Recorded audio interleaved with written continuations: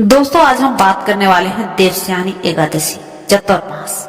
आखिरकार कब शुरू है, क्या है तारीख और क्या है शुभ मुहूर्त और क्यों मनाते हैं, इसका महत्व क्या है, और सबसे अंत में आपको सुनाएंगे देवस्यानी एकादशी की संपूर्ण कथा। तो वीडियो के अंत तक बने रहिए दोस्तों। चलिए वीडियो को करते हैं शुरू। आषाढ़ मास के शुक्ल पक्ष की एकादशी को देवस्यानी एकादशी के नाम से दोस्तों जाना जाता है।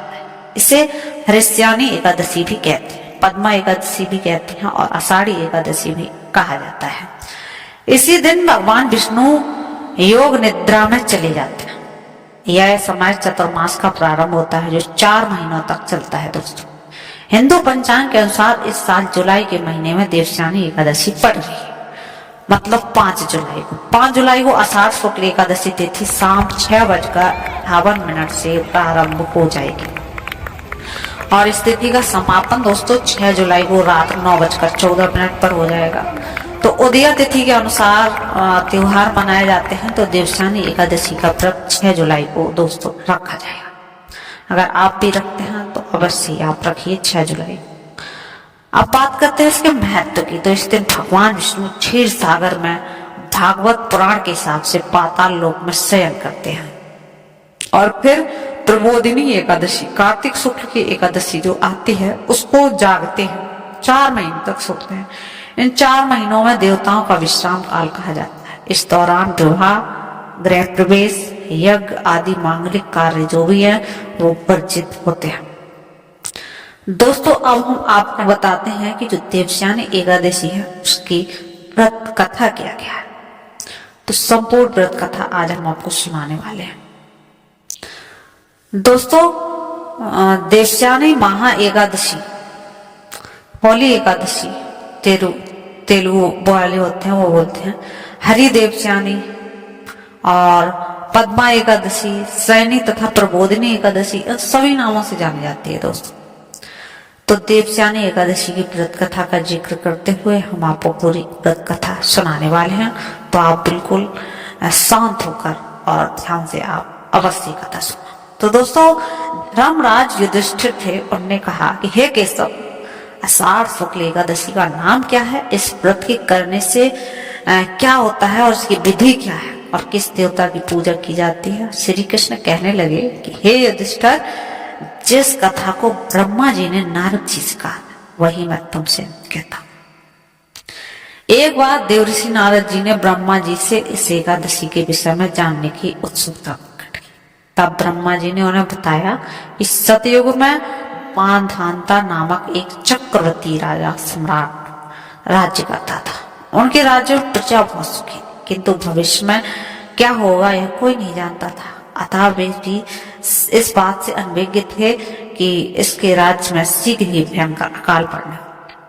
उनके राज्य में पूरे 3 वर्ष तक वर्षा नहीं होने के कारण भयंकर अकाल पड़ गया। इस अकाल से चारों ओर त्राही मच गई। धर्म पक्ष के यज्ञ, हवन, पिंडदान, कथा व्रत आदि में कमी हो गई। जब मुसीबत पड़ी तो धार्मिक कार्यों में प्राणी की रुचि कहाँ रह जाती है। प्रजा ने राजा के पास जाकर अपनी वेदना की भाई की। राजा तो इस स्थिति को लेकर पहले से ही दुखी था। वो सोचने लगे कि आखिर मैंने ऐसा कौन सा पाप कर्म किया है जिनका दंड मुझे इस रूप में मिला है। फिर इस कष्ट से मुक्ति पाने का कोई साधन करने के उद्देश्य से राजा सेना को लेकर जंगल की ओर चलती है। वहां विचरण करते करते एक दिन ब्रह्मा जी के पुत्र अंगिरा ऋषि के आश्रम में पहुंचे। उन्हें वहां साष्टांग प्रणाम किया और जीवन ने आशीर्वाद देकर कुशल क्षेम पूछा कि कैसे। फिर जंगल में विचरने व अपने आश्रम में आने का प्रयोजन जानना चाहा कि तुम आखिरकार आश्रम में कैसे आए। तब राजा ने हाथ जोड़कर कहा, हे महात्मा, सभी प्रकार से धर्म का पालन करता हुआ भी मैं अपने राज्य में दुर्भिक्ष का दृश्य देख रहा हूँ। आखिर किस कारण से ऐसा हो रहा है, कृपया इसका समाधान बताइए। यह सुनकर महर्षि अंगिरा ने कहा, हे राजन, सब युगों से उत्तम यह सतयुग है। इसमें छोटे से पाप का भी बड़ा भयंकर दंड मिलता है। इसमें धर्म अपने चारों चरणों में व्याप्त कर रहता है। ब्राह्मण के अतिरिक्त किसी अन्य जाति को तप करने का अधिकार नहीं है। जबकि आपके राज्य में एक शूद्र तपस्या कर रहा है। यही कारण है कि आपके राज्य में वर्षा नहीं हो रही है।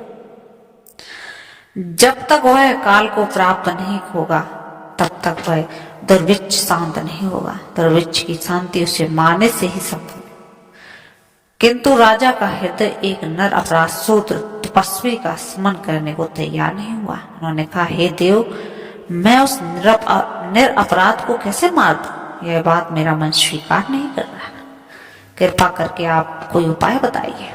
महर्षि अंगरा ने बताया, आषाढ़ माह के शुक्ल पक्ष की एकादशी का व्रत करो। इस व्रत के प्रभाव से अवश्य वर्षा होगी। राजा अपने राज्य की राजधानी लौट आए और चारों वर्णों सहित पद्मा एकादशी का विधि पूर्वक व्रत किया।